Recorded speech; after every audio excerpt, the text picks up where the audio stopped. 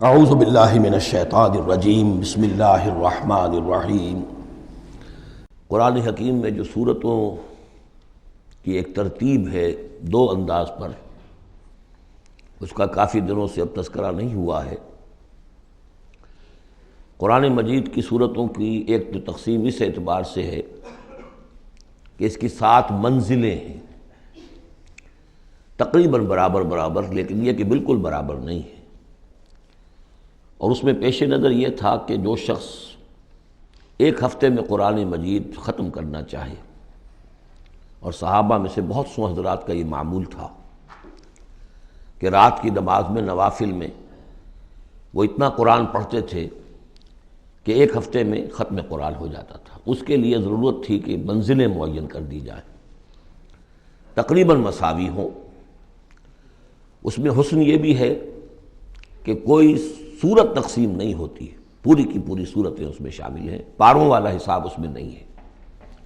لیکن ترتیب کے اندر حسن ترتیب یہ ہے کہ سورہ فاتحہ کو اگر علیحدہ کر دیں، جو پورے قرآن حکیم کے لیے بمنزلہ ایک مقدمے کے ہے، دیباچے کے ہے، اور یہ کہ اپنی جگہ پر سورہ ہجر کی ایک آیت کی روح سے خود ایک قرآن ہے، تو اس کے بعد پہلی منزل میں 3 صورتیں ہیں، دوسری میں 5، تیسری میں 7، چوتھی میں 9، پانچویں میں 11، چھٹی میں 13، اور پھر حزب مفصل کہلاتا ہے، اس میں 65 صورتیں ہیں۔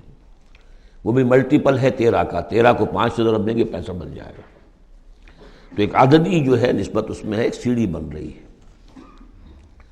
ایک اور جو گروپنگ ہے ان صورتوں میں وہ یہ ہے کہ ایک یا ایک سے زائد مکی صورت، پھر ایک یا ایک سے زائد مدنی صورت، یہ ایک گروپ، پھر مکی، پھر مدنی دوسرا گروپ، پھر مکی، پھر مدنی تیسرا گروپ۔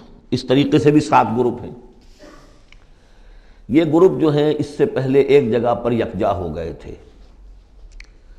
دوسرا گروپ بھی ختم ہو گیا تھا سورہ توبہ پر، اور دوسری منزل بھی ختم ہو گئی تھی سورہ توبہ پر۔ تو میں نے آپ کو بتایا تھا کہ قران السعدین ہو گیا، یہاں پر 2 سعید چیزیں جمع ہو گئیں۔ قرآن حکیم کی صورتوں کی 2 منزلیں بھی ختم ہوئی سورہ توبہ پر، اور سورہ یونس سے تیسری منزل کا آغاز ہوا، اور مکی مدنی صورتوں کے گروپوں کا بھی جو دوسرا گروپ ہے وہ ختم ہو گیا سورہ توبہ پر، اور سورہ یونس سے تیسرے کا آغاز ہوا۔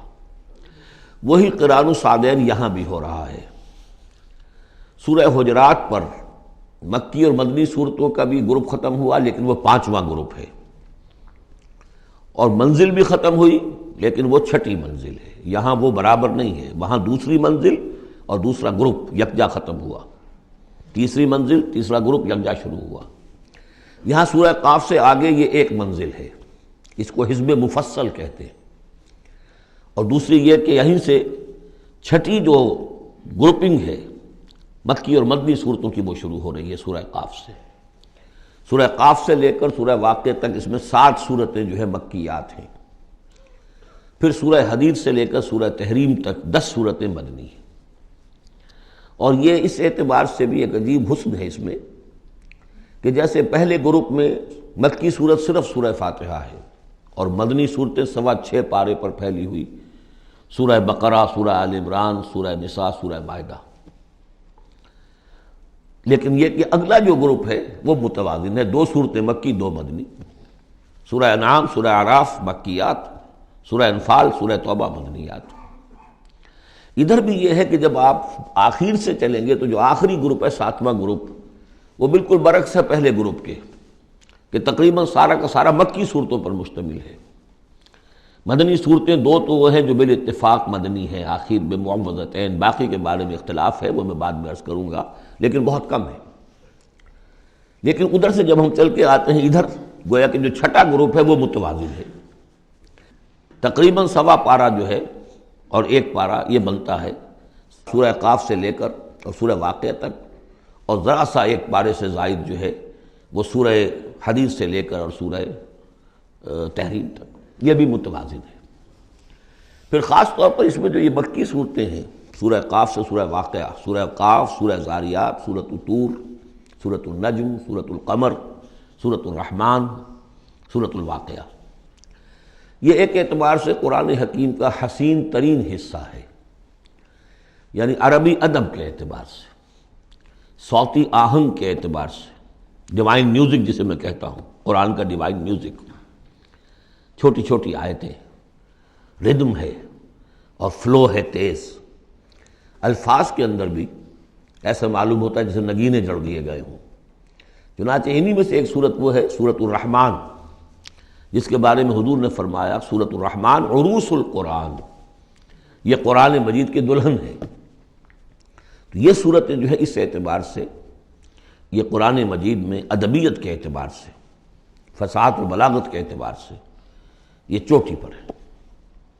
ان میں سورہ قاف تو بڑی جامع ہے اور بہت منفرد صورت ہے اپنے مزاج کی، جیسا کہ میں عرض کرتا رہا ہوں آپ سے، بعض صورتیں منفرد ہیں، باقی 6 جو ہیں وہ 3 جوڑوں کی شکل میں وہ نمایاں ہوتا چلا جائے گا، کہ جیسے سورہ زاریات اور سورۃ الطور ایک جوڑا ہے، پھر سورۃ النجم اور سورۃ القمر، ستارہ اور چاند، ان کا جو آپس میں ربط ہوتا ہے وہ سب کو معلوم ہے، یہ ایک صورت، یہ ایک جوڑا ہے۔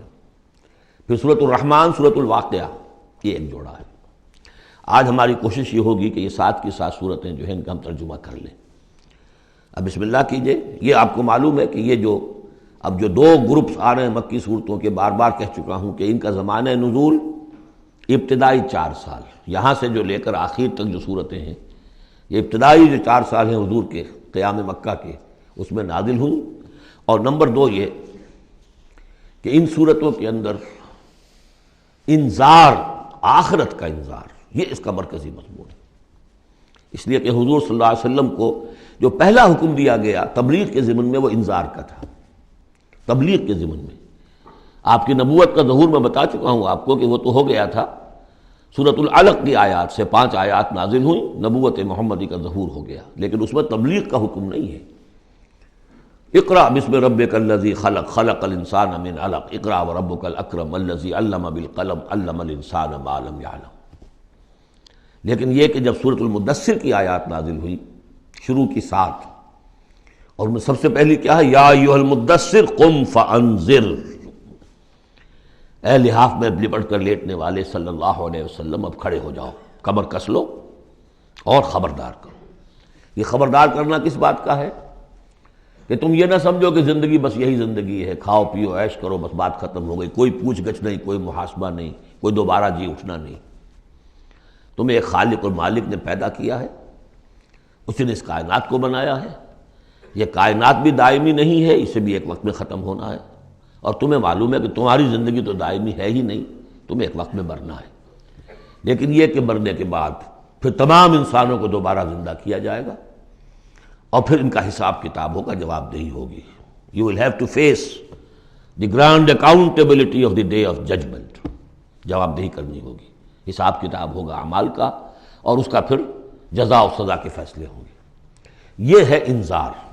اور جیسا کہ ہم دیکھتے آ رہے ہیں ہر جگہ قرآن یہ کہتا ہے، جن کے دل آخرت سے غافل ہیں، جن کے دلوں میں ایمان بالآخرت نہیں ہے، وہ لوگ جو ہیں لاکھ آپ انہیں سمجھا لیں، لاکھ وہ سمجھ میں آ بھی جائے گی بات، لیکن جانتا ہوں ثواب طاعت و زہد پر طبیعت ادھر نہیں آتی ہے۔ آخری معاملہ یہی ہوگا کہ ادھر رخ نہیں کریں گے جب تک کہ آخرت کا یقین نہ ہو۔ اسی وجہ سے بالآخرت ہم یوقنون، آخرت کے لیے صرف لفظ ایمان بھی کافی نہیں سمجھا گیا، آخرت پر ان کا یقین، اس لیے کہ یہی چیز ہے کہ جو انسان کی شخصیت اور سیرت کے اندر عملی اعتبار سے کوئی تبدیلی لاتی ہے۔ تو ان تمام صورتوں کا مرکزی مضمون وہی ہے، ویسے یہ کہ اور دوسرے مضامین بھی آئیں گے۔ اب یہ چھوٹی صورتیں ہیں، ایک ایک رکوع کے اندر بھی آپ کو تمام انباء و رسل مل جائیں گی، وہ مضامین سب آئیں گے جو مکی صورتوں کے مشترک مضامین ہیں، لیکن یہاں جو ڈور ہے وہ ہے انذار آخرت۔ صدق اللہ العظیم۔